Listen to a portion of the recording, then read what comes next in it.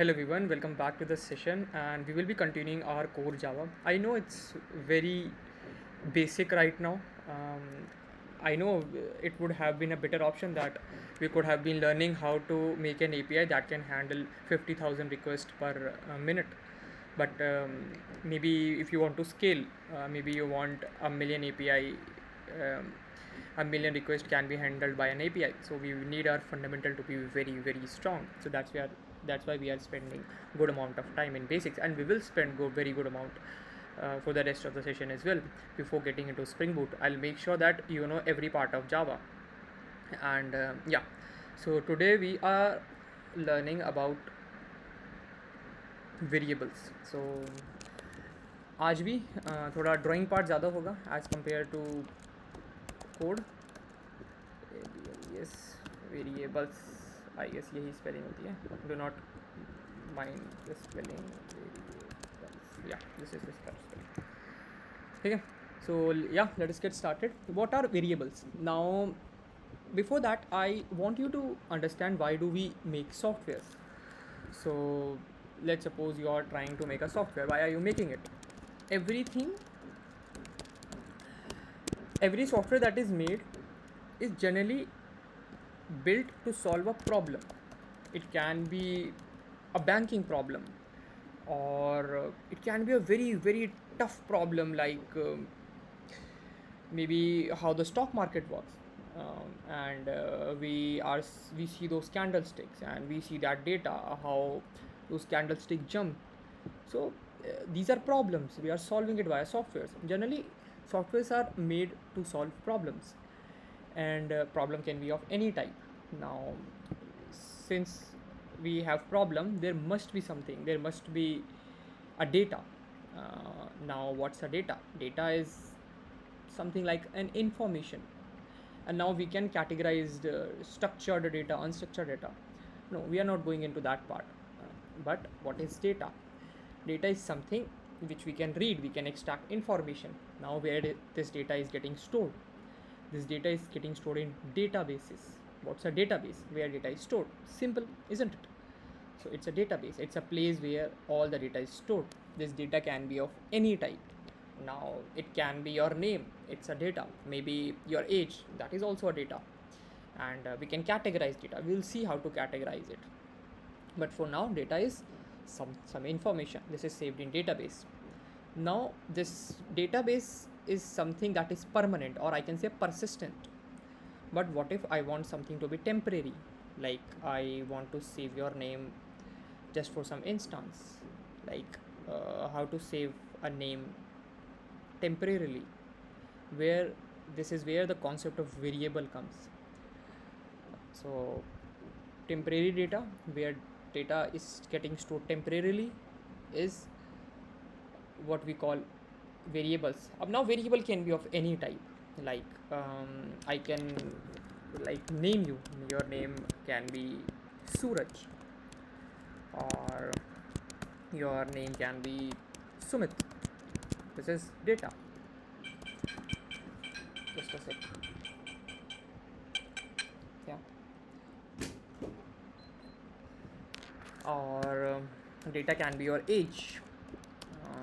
Probably you can be of 22. Now data, this is a data. How do we, you can think variable as boxes. You can think variable as a box. So this is a box. I can, what I can store I can store an information like your name, or maybe your age. Your age is 29, and now I can share this data to you, or you can read this data probably. And how do we do it? I can package, I can name it, I can put a label on it. What I can label it? Maybe age. This is the label. So this is information, and this is the name. Like how do I say 29? I cannot say 29, that's going to be a vague way of calling this. I can say age, it makes more sense. This is data. You can think variable as a box, and if you want to get your name, you can get that box, or maybe you want to get your age, you can get that box. And how do you get that box? By that label. So this is the label. Now in Java, we can define data in any form. Now I will tell you there are multiple type. Multiple type I can define data. So that is known as data type. Data type. And now data type can be of two types. It can be primitive or it can be non-primitive. Why this is not working? I don't know. Yeah, it can be primitive or it can be non-primitive. Now, what is a primitive data type and what's a non-primitive data type? So there is primitive and then there is non-primitive. We are not talking about non-primitive in this session. We will do it. And just for your small knowledge, you can imagine array as a non-primitive data type. If you know what's array, and if you don't know, no problem. We will learn about arrays in a very detailed session, and array is really important. A lot of my work that I do till today includes this. I don't know what's happening with this, but okay. So there is a sidebar issue. What's okay? Now how many type of primitive data we can have? So generally there are four type of primitive data. First is boolean, then second is integers, third is float, and fifth is characters, char. Now you might be familiar with this or you might not be familiar. I'll just check if recording is going on. Yeah, recording is going on. So what are boolean? Boolean are true and false. Like, are you male? It can be a binary argument. It can be true or a false. Or probably, do you exist in my database? It can be a true or a false. I'm not talking about with what name you exist in my database, but I'm talking about, do you exist in my database? That's a true or a false. So in Java, remember, true or false. Also, you might see in a lot of language this can be represented via a 0 or a 1, but in Java there is no 0 or 1. Generally people consider 0 to be false, 1 to be true, but in Java there is no concept of 0 and 1. Boolean is simply true and false. You can treat boolean as true or false, and I hope you understood this. You can treat it as a flag. Flag is what? Either true or a false. You exist in my database, true or a false. Are you male? It's a true or a false. Or probably, is your age greater than 22? It's a true or false. I hope you understand this. Now there can be integers, there can be characters, there can be float. Float can be of two types. Float is a simple float, or float can be of double. So you can what are floats? These are the decimal values. 5.6 is a float. And what are doubles? Doubles are decimal value but for a greater range, like amount. This can float amount of data float can store. Double can store more than float. So it can store to a precision like 5.6.6.6.6.6.6, and we will talk about ranges as well. What is the range of float, double? We'll see integer, type of integer, what are their ranges. Yeah. So now what is the default behavior if you define name equal to, maybe not name, maybe marks or CGPA, and you define it maybe 9.8 or 8.9 or maybe 7.5. So will Java consider it a float or a double? You think of this, what it should be. It will be double by default. It should have been float, but in Java we have to, if we do it like this will treat it as a float. Now how do I define double then? How do I define float then? Double is simple, you just define it. How do I define float? I put a F. We will see this. And yeah, Now we got to know about floats. Now we can talk about integers. What are integers? You could have thought, why not natural numbers or why not whole numbers, but we need to consider the negative values as well. Natural numbers or whole number, maybe 0 to maybe a million or a trillion or a quadrillion can go, but what about the other side of number line? We have to think about that as well. So integers, integers, yeah. So integers can be of again four types. What are they? They are byte, they are short, they are int, and then they are long. So these are the ranges. I can have small number, as far as I remember, till 256. This is the range, and we have ranges of all of them, we will see. And yeah, so this can have, byte can have integers till 256. Short can have short have bigger range than byte, int have more bigger than more bigger range, and long has the biggest range. So it encapsulates all the integer values. You can assign maybe minus 2000 to an integer. That's an integer. So yeah, those are integer. Now there is something known as char. Char is basically character. How do we define character? Although all those values which are defined under single quotes. So I can ask you if you are a male or a female.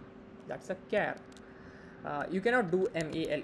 That's gonna be something different. We will see it in non-primitive data type, but I can define it m, that is male, or maybe f,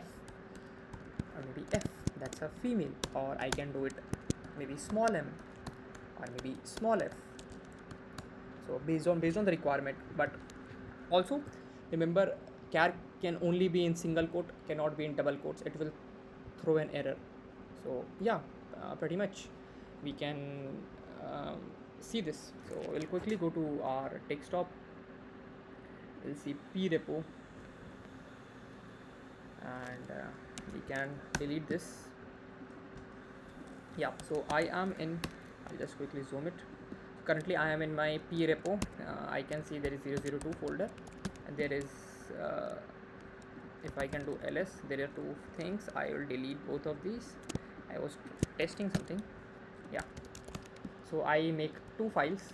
You can make a file via doing here. I like to make it like this: touch variables dot java. I made it like this. If you can see, variable.java is here, and we will see if this is working good or not. So I'll make a class named variables, and what I'll do, I will write a public method, public static void main, and we'll do string a. I know, bear with the syntax. We will learn what is public void main, what is string, what is a, what is that sign, is it an array. We'll see that, and we'll just do a system.out.print. I am learning variables. Okay, so I will just quickly compile. You know how to compile it. We can do java c, and we can type the file name variable.java. But yeah, this is the regular process. We compile the code first and then we run it. But I'll tell you a very small shortcut. What you can do java, and you can just give the file name. I mean, this is not the recommended method, but this will work. Always remember, for a small project or a big project, compile the code first, java c the file name, and then java the name of the file again without the extension. It will work. But just for this sake, just for shortcut, we are doing this. So it compiled it and then ran it. Yeah, so yeah, this is working. Now we have to learn about variables. Now how do we assign variables? I can do int num, maybe int num equal to, or maybe int age. That will make more sense. My 4, and yeah, my age is and I can do this. So my age is plus what's the age, and I will quickly do this. My age is 24. Or I can do oh yeah, this works. Or I can do height. Height is, maybe I am 257 centimeter. And now what should work? Will it work? No, it won't. It throws an error. What is the error? Okay, so there is an error of semicolon first. Okay, now it throws an error. It says possible lossy conversion from int to byte.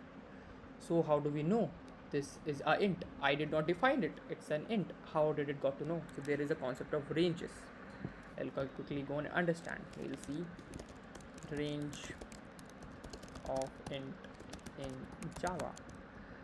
Int integers in Java, and we'll quickly see. So it says the size is 8 bits, that is 1 byte.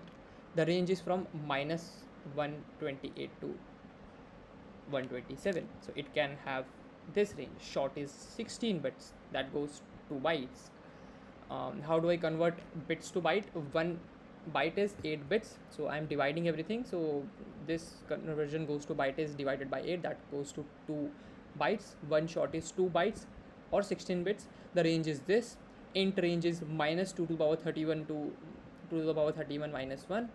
And yeah, these are the ranges. You can by heart them, or yeah, otherwise okay, no problem. You'll get to learn all this when we code. So it says the range is which the range is till 127. So this have range of, if I calculate from this to this goes like 256 words. This is 257, and but if I do 256, if I run the code again, it shows possibly lossy conversion. I can do 255, and I can hit again. It says again, and if I do 127, what was it? Yeah, 127.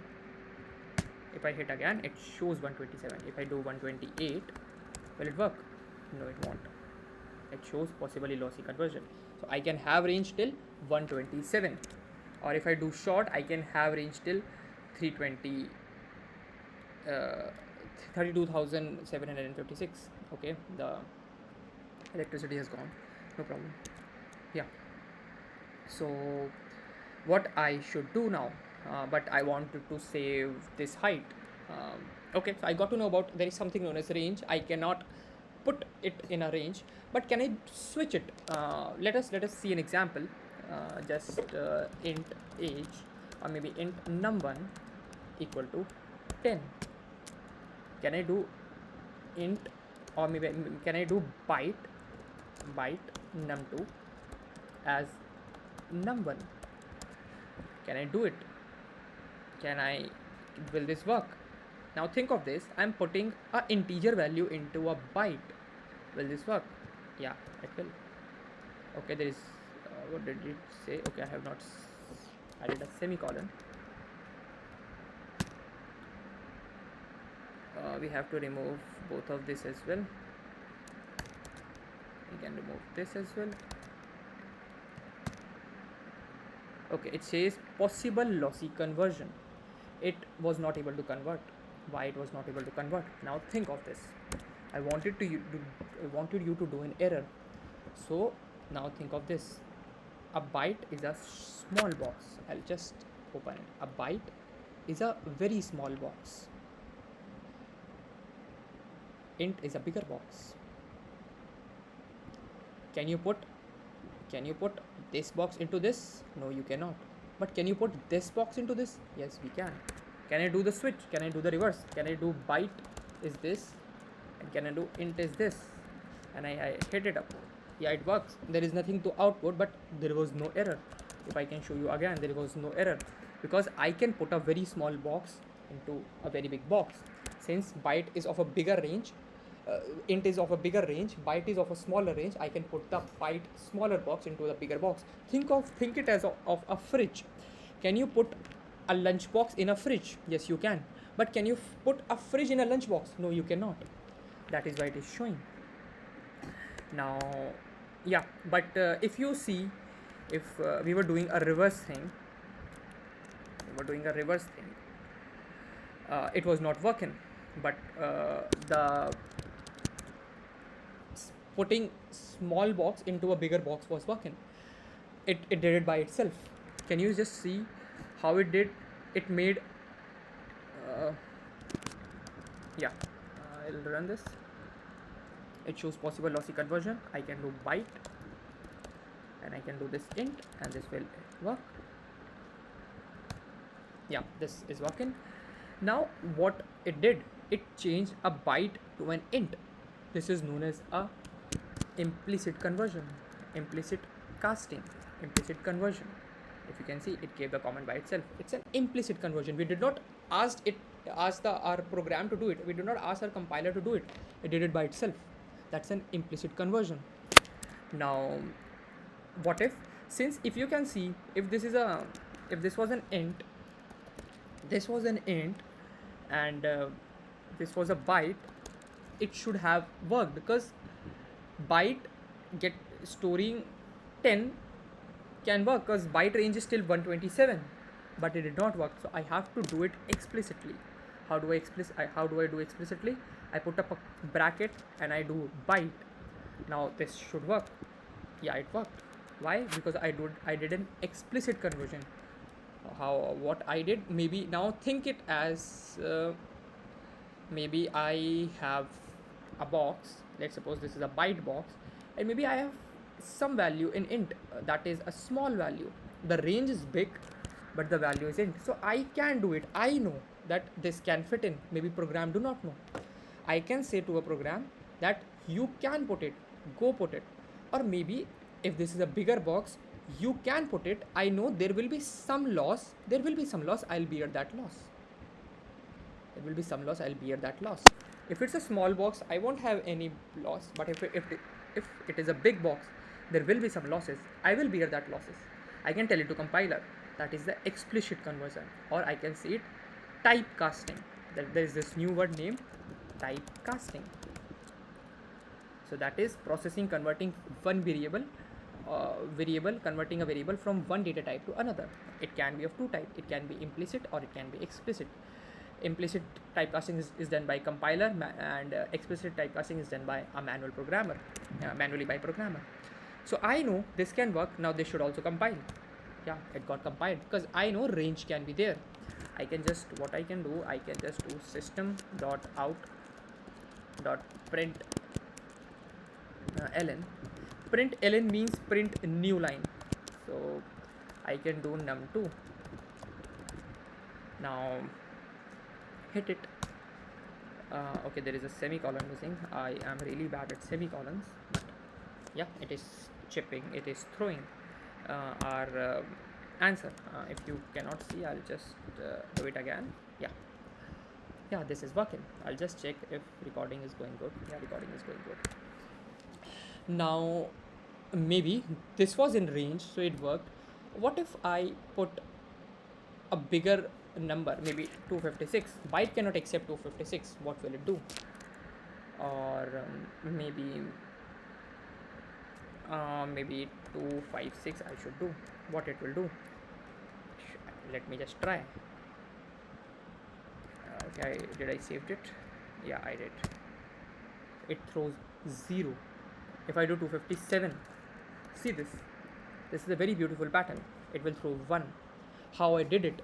How it converted a 257 int number into 1 as a byte number. So there is a concept of modulus here. Now you know the range is minus 126 to 127. The range goes like of 127. The range goes like of 256 number. Now if you chip in any number bigger than this, maybe you are chipping int value of 257. So what it will do? It will do a modulus. Like it will throw the remainder of it by dividing it with the range. So what will be the answer of this? This will throw a remainder of 1. That is what is coming. If when I did 256, it divided 256 by the range, that is 256 again. What is the remainder? Remainder is 0. So it was showing 0. So yeah, so that is how it works. And yeah, that is how variable works. And yeah, this is all. Or now we can see, this is a type conversion, typecasting, what is implicit, what is explicit. If we are doing, that is an explicit conversion, or typecasting, explicit typecasting. When compiler is doing it, uh, compiler do it so that there is no loss. So what it do, it can chip in smaller value into the big boxes, but it cannot do the reverse thing. It cannot chip in bigger box into the smaller boxes. And if you really want to do it, you have to explicitly tell the compiler by doing explicit typecasting that put my bigger box into a smaller box range. And a compiler will understand that you are able to bear the losses if there is a loss present. When I was doing int num10 and I was typecasting it to a byte, there was no loss. But when I did a 257 int num, and I was typecasting it to a byte, then there was a loss. I told the compiler typecast into a byte, so the compiler knew that I am able to bear the loss, so it typecasted it, and it thrown 1 by doing the modulus operation. So yeah, that is the case. And now we can try double as num3. I can do it 3.1111111111, and I can do system.out.print num3. I can remove this and this. I'll do the shortcut again, so it shows it. And let us try float, float. Let us try it. It throws an error. It says there is a possible lossy conversion. Now how do I do it? Can I do it? Should I do it like float? No, this is already float. How do I do it? I put a f here. I put a f. It shows it's a float literal. It converted. Now there is a conversion that it did. And yeah, now can I convert a float value into an int value? I should take int num4, and can I just typecast it? I can do typecasting like this. It's gonna be num3, and I can hit up num4.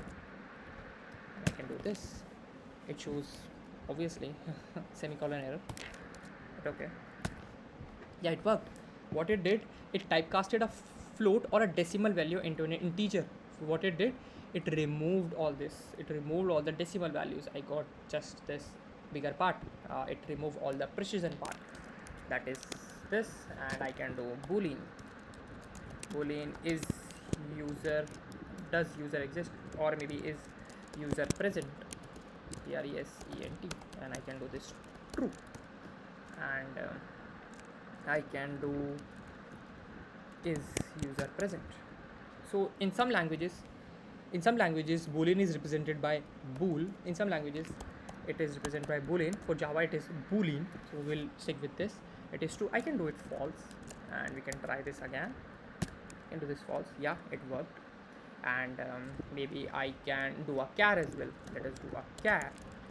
I can do gender will be male. Let us just hit this as well,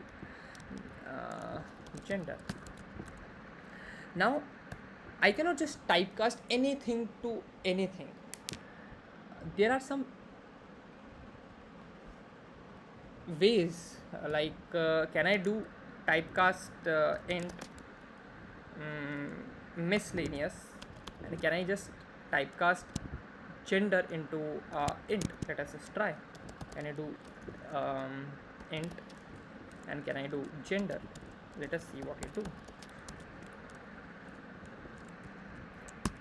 And I'll just print miss is miscellaneous. I'll hit up a semicolon here as well. So there is a typecasting I'm trying to do. It throws an error. Okay, where is the error? Okay, I have not saved it. Okay, so it did. Now how I was able to convert a char value into a int value. So there is something known as ASCII values. ASCII values. You don't have to learn all this. You really don't need not to learn all this. You just have to stick with the concepts. So even I don't remember the ASCII values, or I don't remember the range. I always refer it on internet only.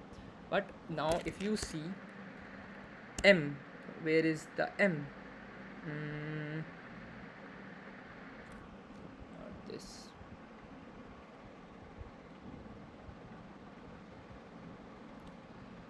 Uh, ASCII value of alphabets, better.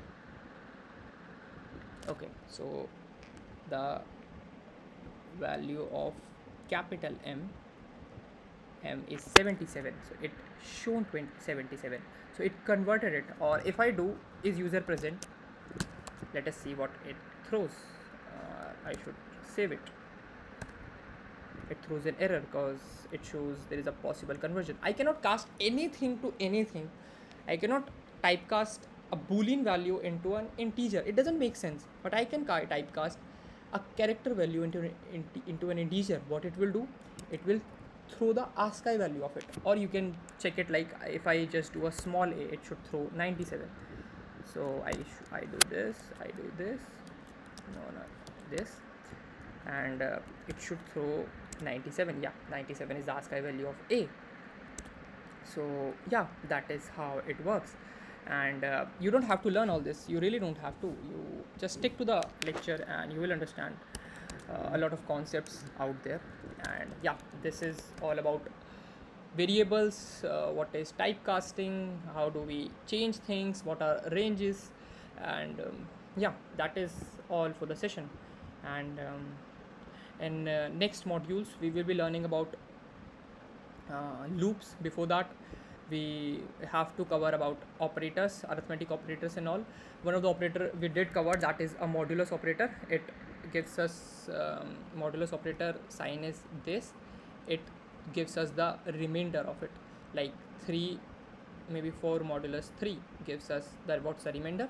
Remainder is 1. How do we do it? So this is 4, this is 3, we do 3, 1 is 3, we subtract it, we get the remainder as 1. Now I cannot further divide it, so this is the remainder. So yeah, that is how I can represent it like this. This is the remainder.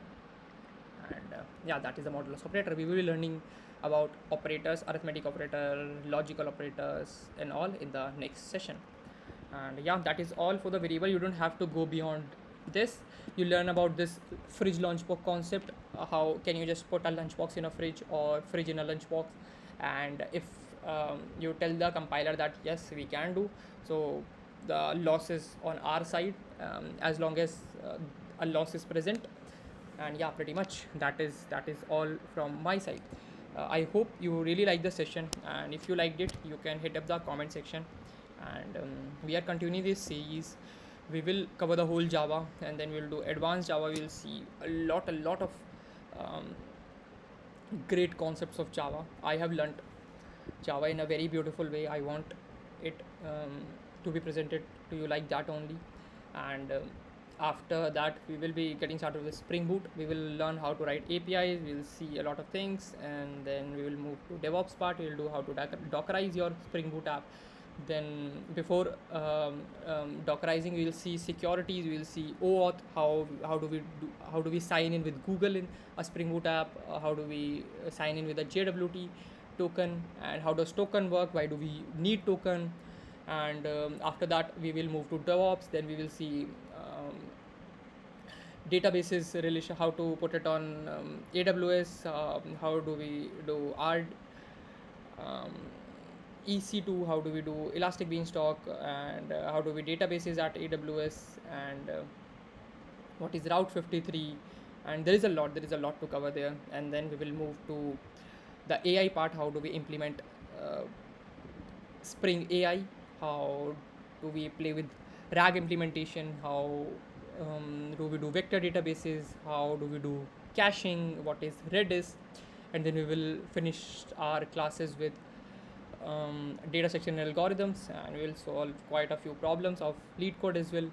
And yeah, that's how the course will end. Yeah, and that's all in this session. And I know the session got extended a little, but the session length will be around 40 minutes only, because I cannot just chip in 40 lectures of 30 minutes. That won't make sense. So we'll just have a 40-45 minute lecture duration. And in the next session, we will be getting started with operators. That is all from my side, homies. I'll catch you in the next video. Till then, thanks for watching.